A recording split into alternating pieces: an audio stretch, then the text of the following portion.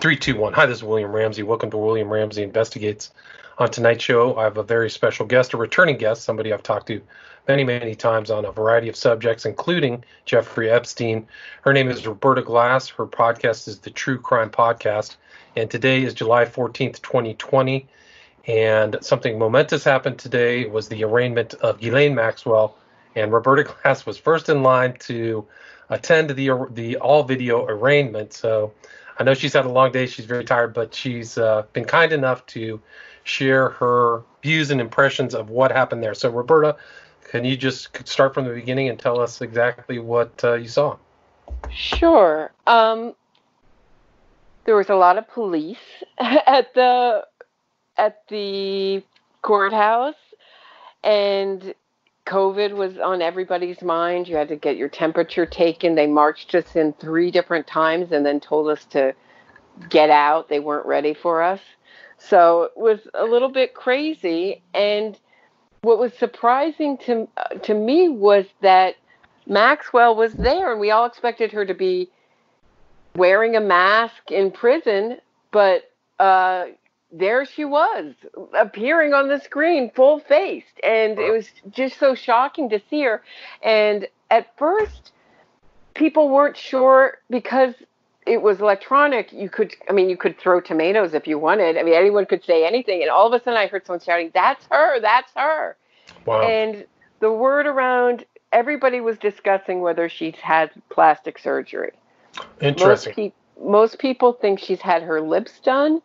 I think she's had some very subtle plastic surgery, not something dramatic, not Catwoman plastic surgery, just, I think, enough to not be recognized. She doesn't have the same kind of sharpness to her face, and her hair is long. So the short haircut that we all associate with Maxwell was gone, replaced by greasy, long hair pulled back. But her eyebrows were perfectly groomed, something you don't see around New York very often right now with COVID. No one has a haircut or their eyebrows really done. So it was very done, and a little bit of eye makeup, and just wearing what looked to be a brown T-shirt. And at first when she came on the screen, I thought, oh, she's so teenager-ish. She looks like a teenager waiting to take some kind of test that she doesn't want to take, or detention. And as the judge came on, that persona switched, and she became very regal, chin out. The posh British accent came out. "Yes, Judge. Thank you, Judge." And very still.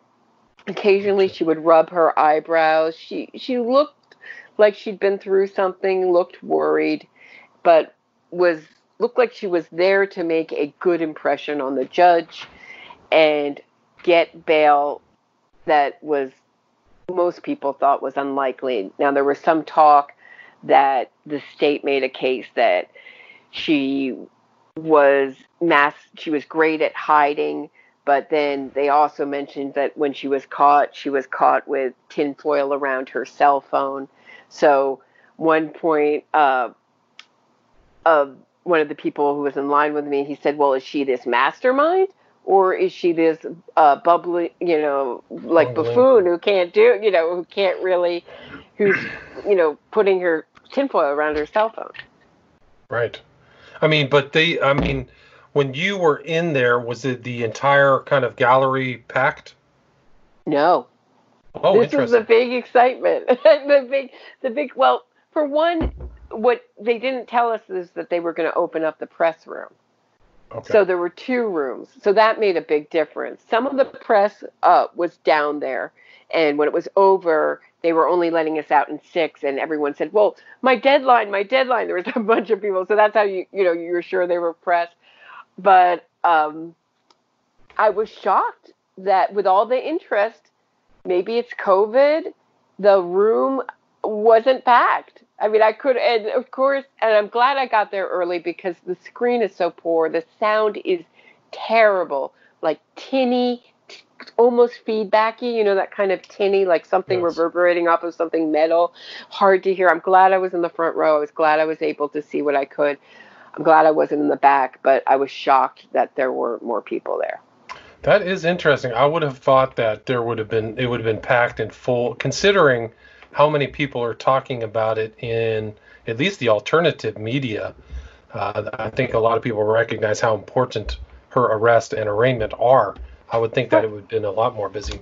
And it was also offered on the phone, but there were only 500 spaces, is what they told. But they opened it up to 1,000 in the U.S. too. So they were kind of fooling us about how small it was. At first they said it was just one room, and that they may not even decide to let 60 people in. They may just decide just a few people at the last minute. It's up to them, their discretion. So, they fooled us all with that. I don't know, but when you got outside, there were tons of cameras. Interesting.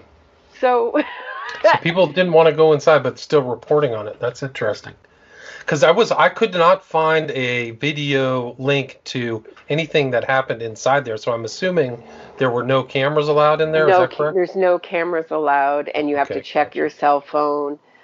Interesting. Uh, and in this case, you have to put it in plastic, and much more. The security is much more strict than the Brooklyn courthouse. They don't fool around.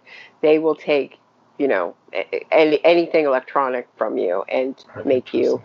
check it. Yeah, for people who don't know, Roberta did attend a number of other, I think it was hearings, one of the Epstein hearings too. You've been to a few in New York, correct? Right, right. Right. And how long did this arraignment last?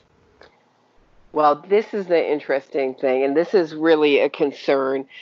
Mark Cohen represented Ghislaine Maxwell. Her other lawyer who prosecuted El Chapo was also listening on the phone, Chris Everdale.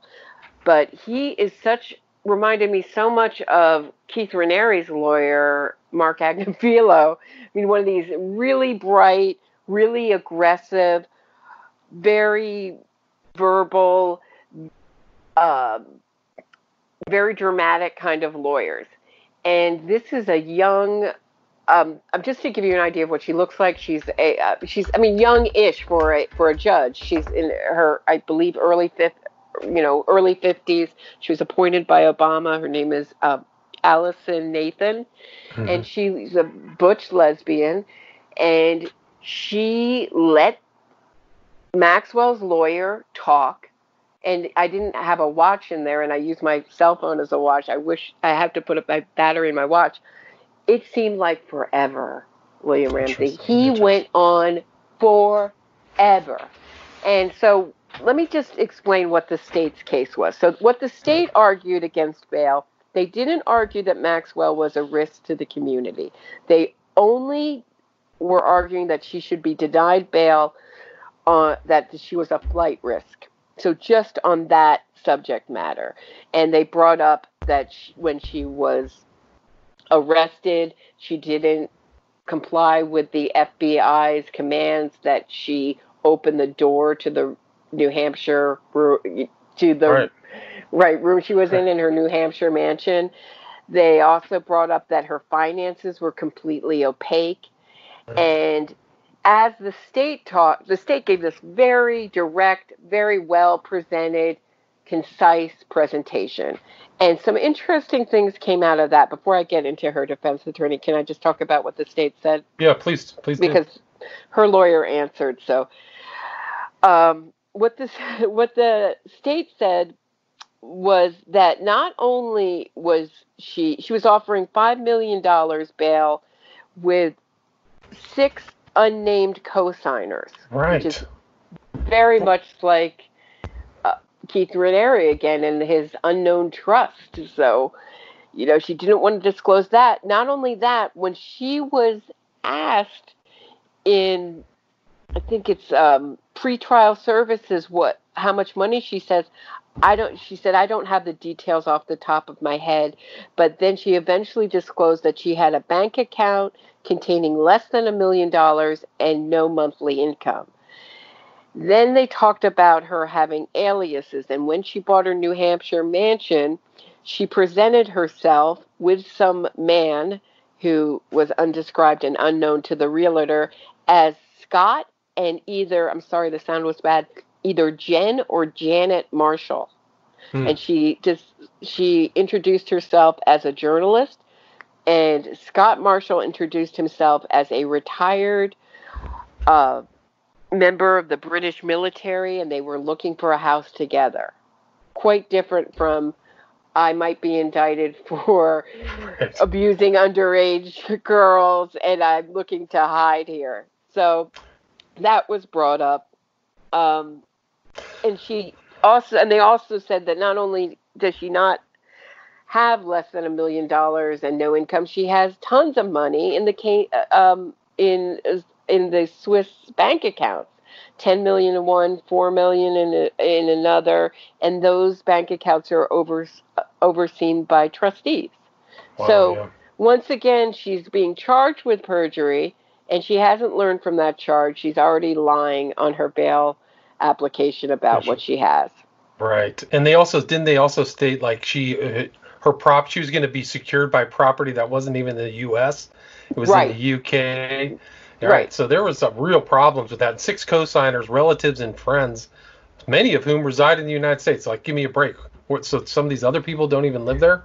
And if you're worth $20 million, why not pay $5 million and jump and just consider it a loss? The rationale of she wants everything. She wants her cake and lie and eat it too. And also, the other things, 2 victims spoke. One, Jane Doe, gave a statement, and she described Maxwell, after Epstein was arrested, calling her in the middle of the night at 2 a.m. and threatening the life of Jane Doe's 2-year-old child. What? And so Jane Doe said, if she gets out, I need to be protected.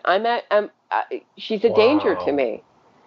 Wow. Did the Jane Doe look familiar at all? Had you seen her before during the Epstein? It was just a statement, just a written statement. She said she knew her for 10 years, was abused by her for 10 years. So, and Annie Farmer spoke via phone, and she started speaking. She was in tears, and she said she met Ghislaine and Jeffrey Epstein when she was 16, and that Maxwell has no remorse, and she tormented the survivors and has contempt for our legal system, which is, I think, correct, in my opinion, correct. So very concise, short statements. Then Cohen gets and says, oh, my client has been maligned and totally just been treated unfairly in the media. She wasn't hiding. She was hiding from the press, and she's not Epstein. She is not Epstein. She's someone different. And yet she has people writing her emails and hacking into her phone. That's why her phone was covered in tinfoil, not because she was evading detection, because she was hacked, and she didn't want it hacked again. Are we going to... And then he brought up every court case, every famous court case of a sleaze bag ever done. Right, Madoff, and who was the other one? Yeah, Khashoggi. Adnan Khashoggi. He brought up. He just brought up the 2 kids who, young. I'm old now, but 2 younger people who got arrested for throwing a Molotov cocktail into a cop car. Right. Yes. Right. So it was the Genovese crime family, Esposito, Esposito, and then Mark Dreyer, accused of colossal criminality. That's a tough group to be in the same pool with, I would say. They have and then they always hit the presumption of innocence really hard. My client, and also Maxwell pled not guilty. Right, so she verbally stated not guilty. Not guilty, and I'm surprised the whole room didn't explode until after, but they didn't. And he's saying, well, of course, she's just been arrested. And she says, I don't know off the details of my finances off the top of my head. That she's going to be denied bail because of that. And what concerned me about, and I don't, defense attorneys are going to be defense attorneys, and they're always going to be a little, bombastic and wild in their claims, at least the ones I've come across. But the fact that the judge let this guy go on and on without interrupting him, without asking him critical questions to really challenge him, really makes me afraid if this goes to court. And now I'm more convinced that it might. That if she's so arrogant to lie on her bail application, might go to court. And right. And did they state the court date in there? Because the court date isn't until July 12th. Yeah, 2021. Yep. 1 year away. Wow. So that's a long time to wait in jail for that. So wow. This will be like a Judge Ito type trial, I'm predicting, if it goes to trial and Judge Nathan presides over it. I do not have any confidence in her what the judge is there to do is control the courtroom. And I have no faith from what I saw today that she can do that. Interesting. And wasn't she involved in another big case, or is this her first big case? I don't know offhand. Do you? Yeah, she was involved with I don't know the details of it, but with a police officer, I believe. Was her Dwyer is his name. It's not such a famous case that I'm familiar. It's a New York case I'm not so familiar with. But did you happen to see the new acting U.S. attorney for the Southern District of New York, Audrey Strauss, there? Was she the one making the argument for the government? The sound was so bad, I didn't catch her name. Okay. I believe that was she. There was two women sitting at the thing. I believe she made the argument. I'm just curious because it's on the court document they filed yesterday. It was signed by Allison Moe, Maureen Comey, who is James Comey's daughter, and Audrey Strauss is on it. So I was just wondering if you saw any of it. Yeah, I believe that was she who made the argument. And Comey was there, obviously, because that had to be the other woman and one man. And so when it got to the state, you could barely see them. They were at the back of a very long rectangular table, meeting table, like conference table. So yeah, Alex just Rossner. Terrible. Yeah, Alex Rossner. And they weren't spelling out their names either. And Strauss was talking a mile a minute. It was very, very challenging. I'm surprised I understood as much as I did. And so how long in total from beginning to end was the arraignment? Do you have forever? Forever. So 3 hours? It was just went on. We got in there around 1. I don't know if it started exactly on time, but the next time I looked at my phone, it was 3:30. Wow. So maybe it was a little less than that. Maybe that was after I'd walked a little bit. I'm a little tired. I don't remember exactly, but just way too long, way longer than it needed to be, thanks to Mark Cohen. And that's all on Mark Cohen.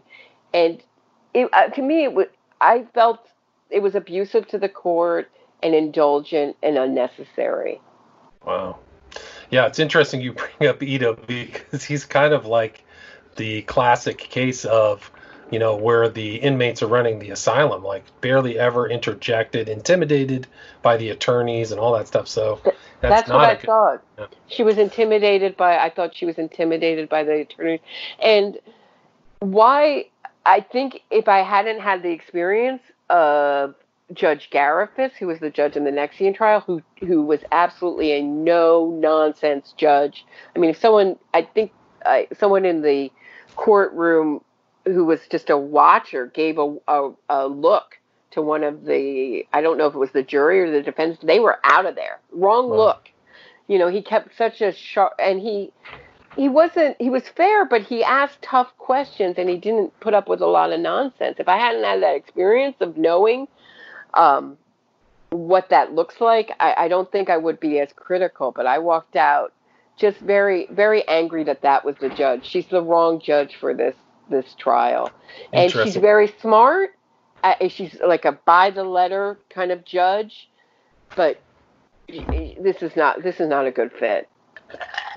Well, she made a decision on the spot to deny bail. So she heard both arguments from the government and from the defense. Did she retire to her quarters to think about it, or did she just make that decision right on the spot? She made that decision right on the spot. She asked a few questions, both of the state and both of the defense. One, she just clarified, you have victims speaking, but you're not making a case that Maxwell is a danger to society. And then the state said, well, we have victims speaking because it's the Victims' Rights Act. We're legally mandated to allow them to speak at this bail hearing. So, just clarifying. And when she gave her final speech, I was almost going to faint because it started out talking about how famous people have the right, high-profile trial, people who are involved in high-profile trials have the right to bail. But it looked like she was about to give Maxwell bail, and you could see Maxwell kind of perk up a little bit, sit a little straighter up in her chair. And then as she went into why she was a flight risk, I looked and I thought, is she going to cry? Is she going to cry? Is Maxwell going to cry? It looked like someone who was trying very hard not to cry. There was a lot of blinking all the way through on her part, but then there was a very excessive blinking and rubbing of the forehead, and then all of a sudden you could see her wiping away tears just once. Interesting. So when the judge said bail denied, did you notice any visible response by Maxwell? Frozen. I very frozen. And then you could see her reeling in her head and get almost, just freaking out basically, and then trying to keep her composure. And then tears leaked out. She wiped them away, and that was the end of the bail hearing. Yeah. So the bail hearing. So she was on video, but the two the defense attorneys were there in person with the United States. Just one. Okay. They weren't there in person. They were on video. Looked like from his house. Okay, so they were in a separate video too. So they're separate from her. Oh, interesting. Right. Okay. So we're looking at three different. Wow. They had two big screens showing the same thing. Maxwell in the upper right, the state in the center, the judge in the lower right, and Mark Cohen in the upper left. Wow, that's really dystopian. That's almost like something from some kind of science fiction movie where they're not even in person, just all. I mean, I think it's under the circumstances, I can understand it, but it just seems very technical. And so she wasn't dressed in any prison garb then at that point, was she? I guess probably. No, and that's what also surprised me. Usually for a bail hearing, they usually are it looked like a T-shirt. It may have been some kind of more fancy T-shirt, and I just couldn't see the definition of it, but it looked like some kind of brown or dark maroon. Could have been black also, but could have been a lighter black than the judge's robe, but it looked like brown T-shirt, and hair pulled back and some kind of white, maybe hair clip or thing tying it back. So very casual. Yeah, because for her, all those pictures of her, she's in almost a different outfit, designer clothes all the time. She's very,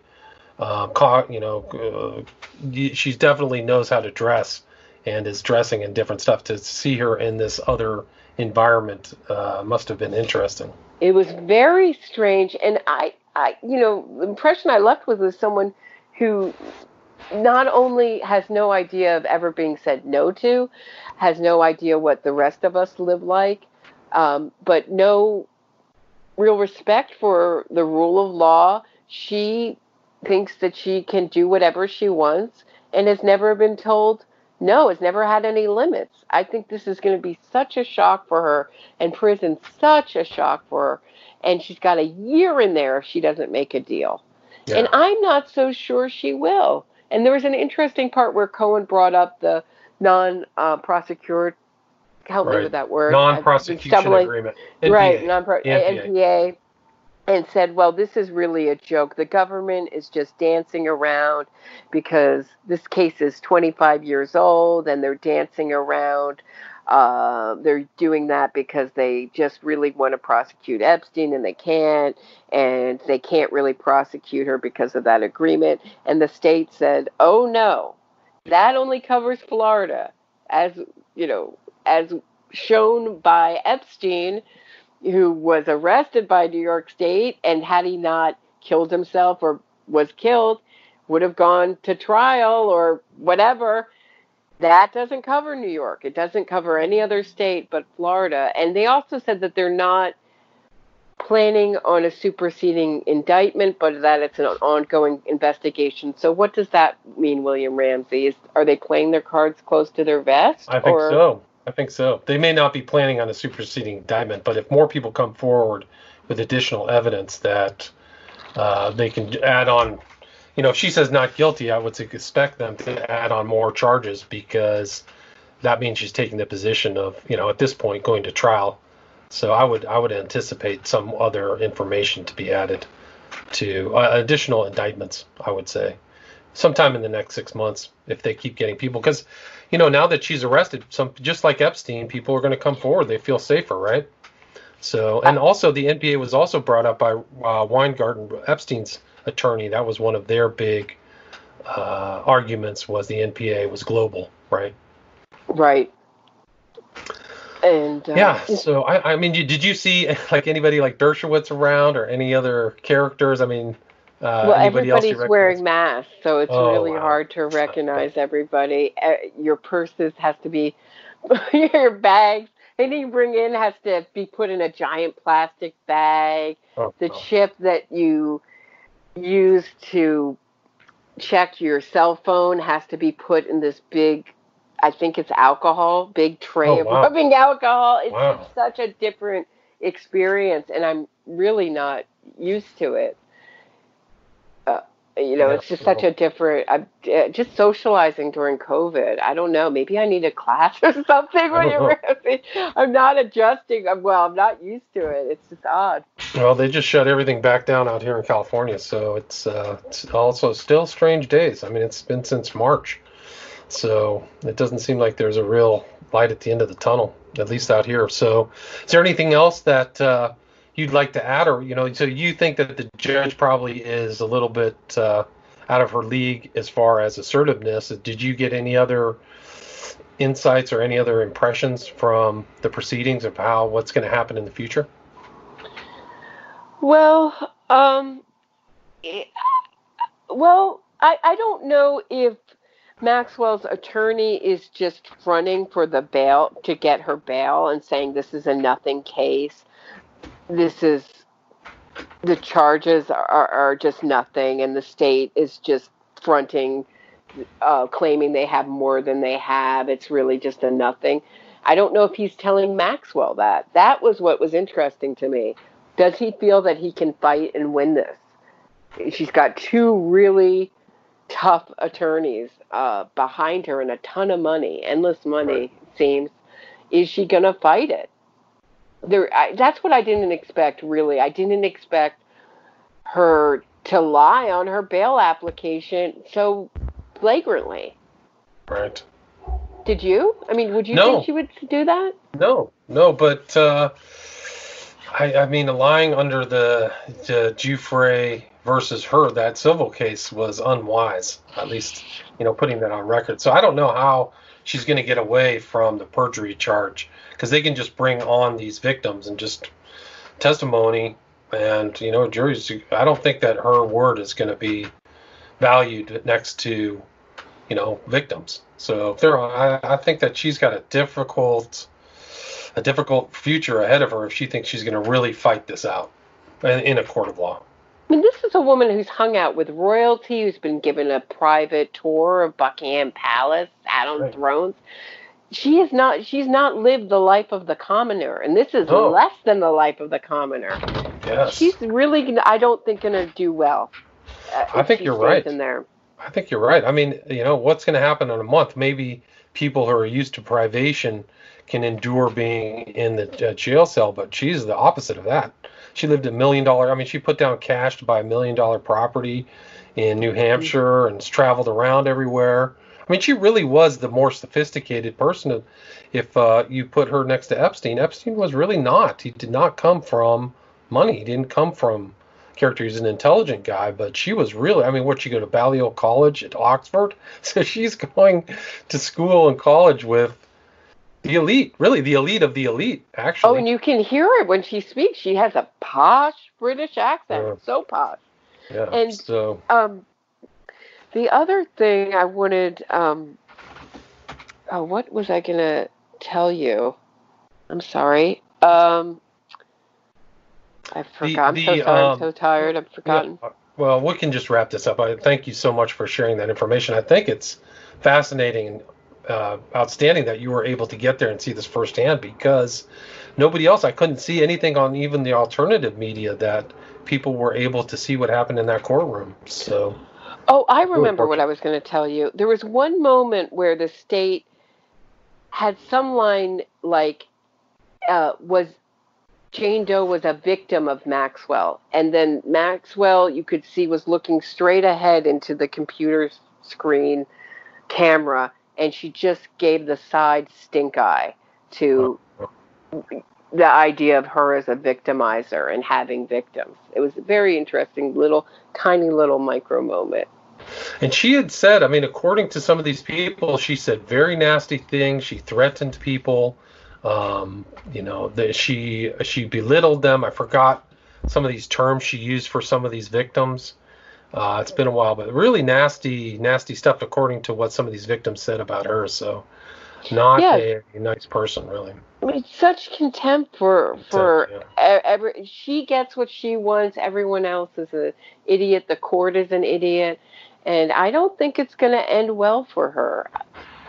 I don't either. I don't think she's going to garner any sympathy from anybody. So I think that's going to be really also difficult for her to get over. Just that attitude and that comportment is it's tough. Yeah. And I mean, there was a weird moment also where her lawyer brought up that she couldn't shower for 72 hours. Oh, also his big argument was that because of COVID, he couldn't meet with his client. Right. They made this huge argument about lame COVID. Argument. Yeah. I forgot to mention that in my little tired report. I hope people bear with it, but I just wanted to get something down when it's fresh, and let people know what happened. So. And it was interesting to think that they made some arguments about her that she never left the United States after Epstein got arrested, but there's so many reports of her being outside of the United States, France, Brazil. So it's very strange that she stayed in this, within Why the didn't US. she go to France where they can't extradite her? I mean, they won't. She's a French citizen. Or why didn't she do that? And someone mentioned in line that maybe she was on the no-fly zone, but I doubt that. I doubt that she would be on the no-fly zone.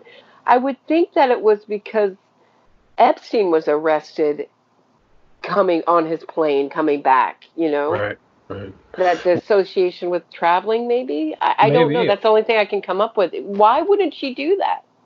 Well, my understanding is that the French are also investigating them both. So maybe she thought that she would get arrested in France.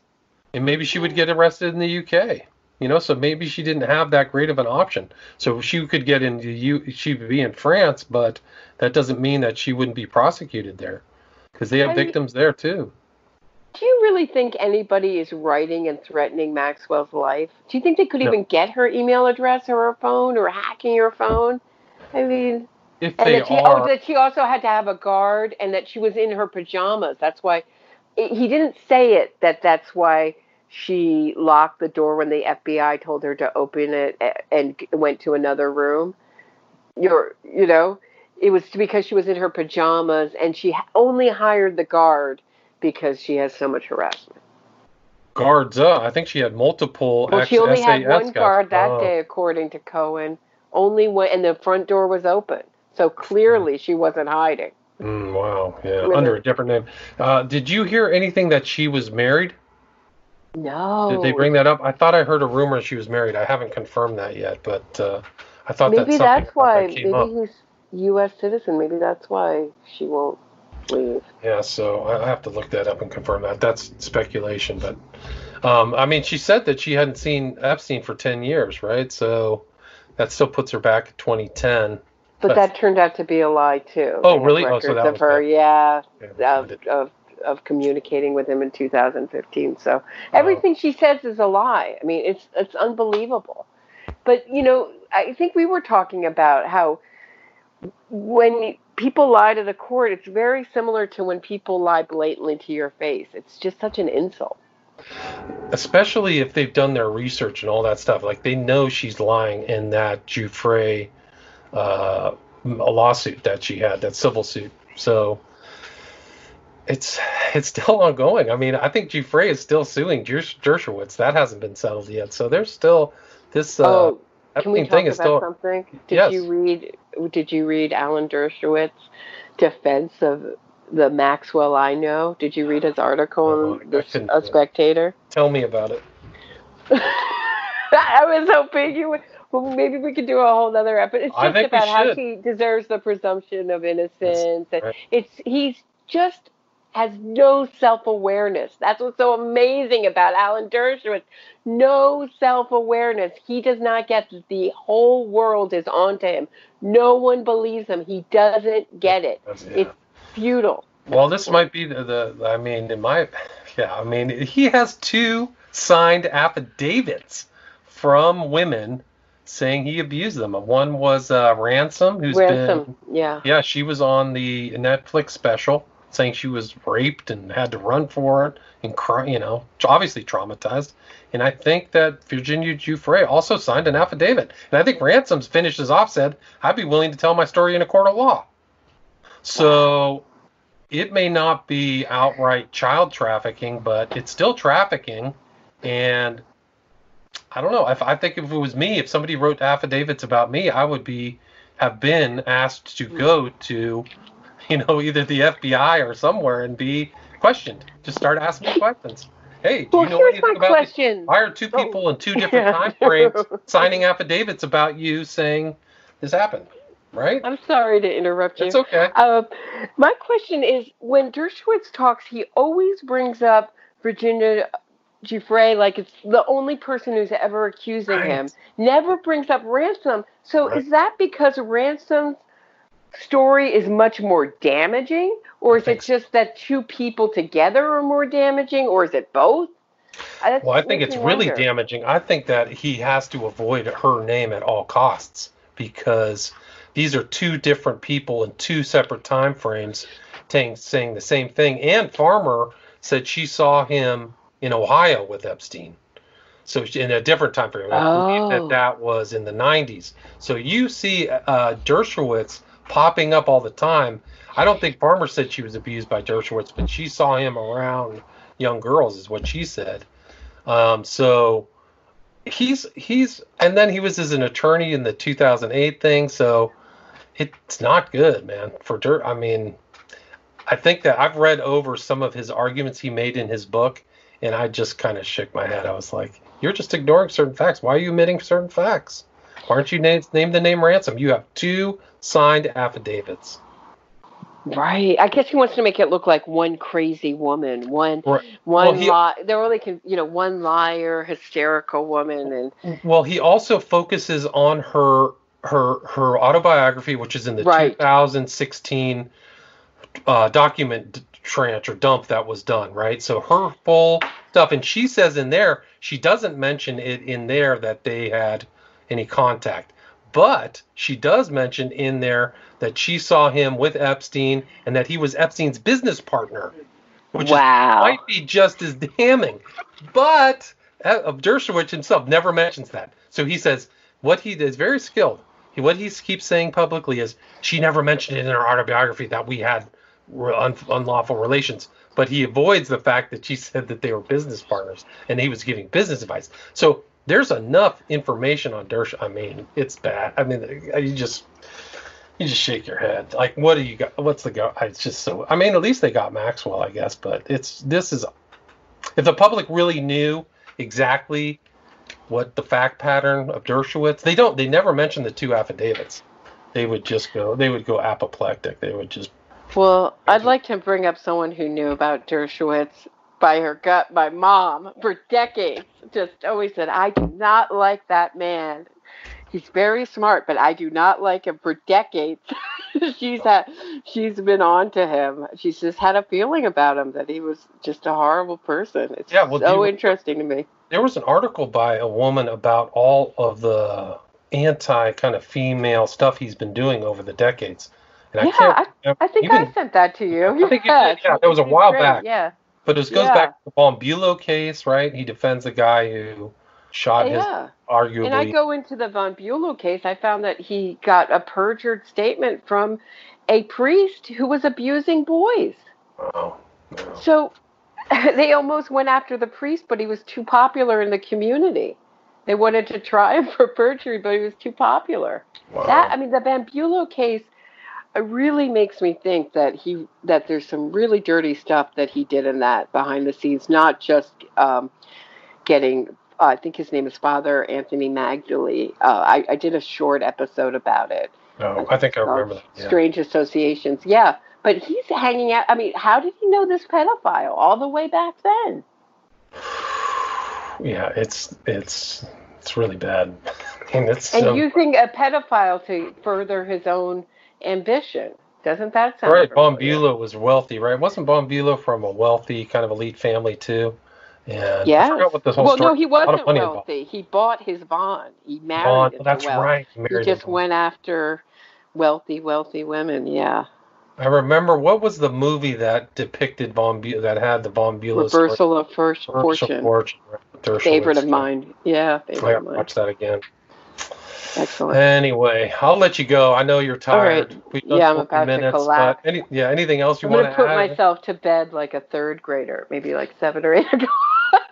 Well, Yeah. thank you so much for sharing that on the same day that the arraignment took place. And this is still a lot of things going on with this Ghislaine Maxwell case. So we Oh, definitely my have to keep. pleasure. Yeah, thanks so much. All Appreciate it. right. You're welcome. All right, take care.